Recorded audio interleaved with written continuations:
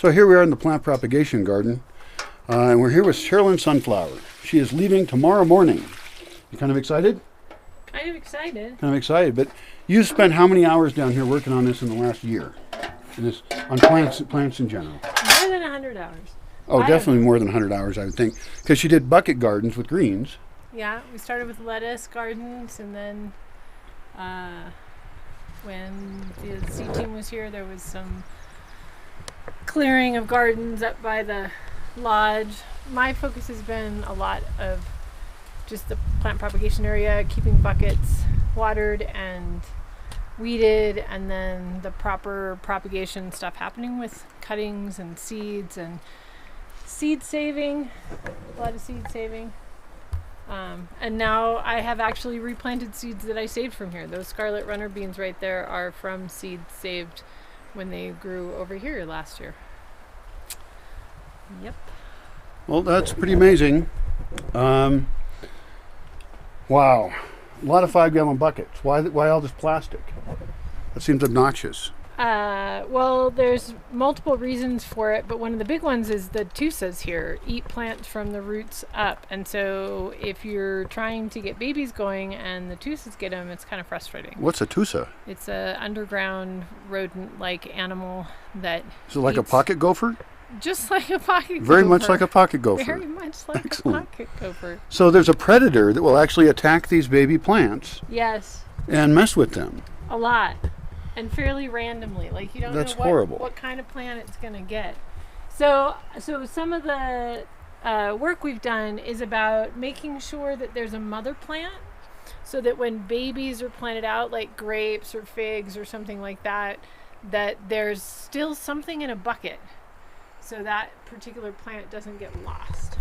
So we don't lose the species, essentially. We have, the species has made a beachhead here. We think it's a good thing. We think it's a good fit for this place. We baby them a little bit. We do use water. And then we plant them out here. I've got a garden right near here that we finally were able to plant. Well, again, actually, we've been planting down there for 4 or 5 years. But we got more done this year because we had things in buckets that we grew up to a certain size, and then we put them out there. Some of those things we don't have another one of. Some of them we do. But we're also always trying to collect seeds and see what will germinate for us. This is an extremely experimental space. And one of the things I need to do actually is to document better the experiments we do. Although in truth, we're sort of like disorganized scientists or something. Because basically if something works, we do more of that. And if something didn't work, then sometimes we'll try it again, a different way. So it would be cool if there was like a spreadsheet and a timeline for every single thing, and every bucket had a number. And, that's how it should be.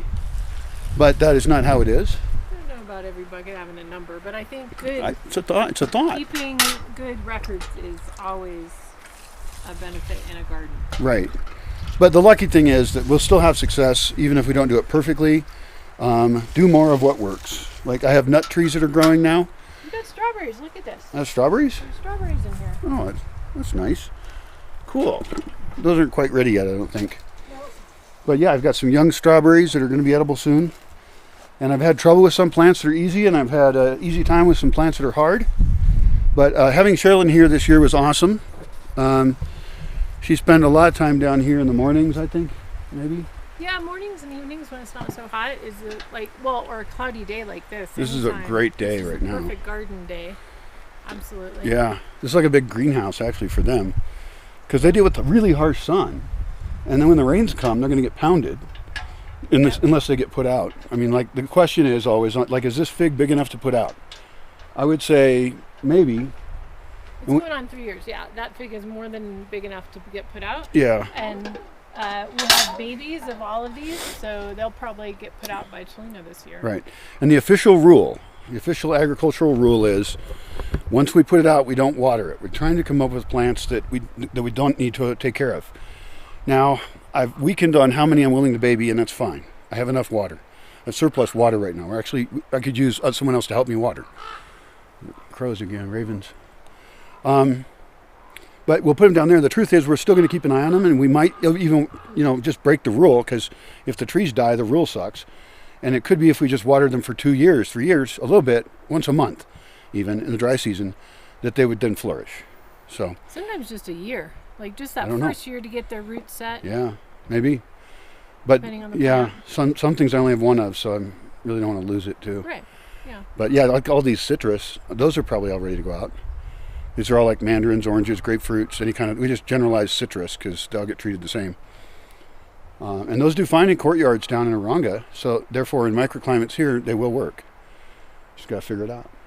Figure it out. So, Yeah. any other thoughts on the garden and your relationship with it? Take care of it for me. I will do my best. I will need lots of help. I will need donations, actually. I have no income right now except donations. That's how I live. And so somebody like Sherilyn was able to be here because, and I have other help that I really need right now because of people helping out. That's how I got this far. And I'm always at the razor's edge. You know, these plants need to go in the ground, and I'm going to have people help me to do it.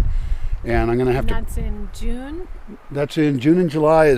July definitely. June, a lot of prep work happens. So I need to have a team in place just to make sure that these plants go in the ground and don't die.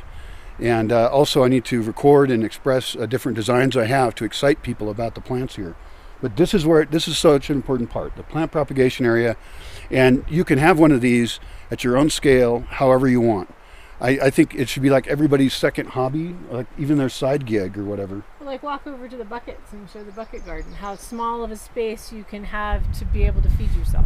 You can have fresh salads, not in a plastic bag, right off your porch. It's not that hard to do, and it looks cool, and you'll be cooler, and your friends will think you're cooler, and you'll be healthier, and you'll be all proud of yourself. So, what more reason do you need than that? That's all the reasons. I'm convinced. You'll save money. Yeah. So anyway, I'm amazed at how organized it is down here. There's other videos you can watch about plant reproduction techniques as far as seeds and cuttings and all kinds of things. But here's a small intro to the plant propagation area with some info on the pretty garden, which we'll do a different video on. And actually it's about Sherilyn mainly. Sherilyn, thank you. My pleasure. Yeah, really appreciate it. This year would not have been the same without her being down here doing these things, and probably also kept her from going crazy for a year in the woods. It was a good place to spend a year of coronavirus, that's for sure. Yeah, good place to hide out. Yeah.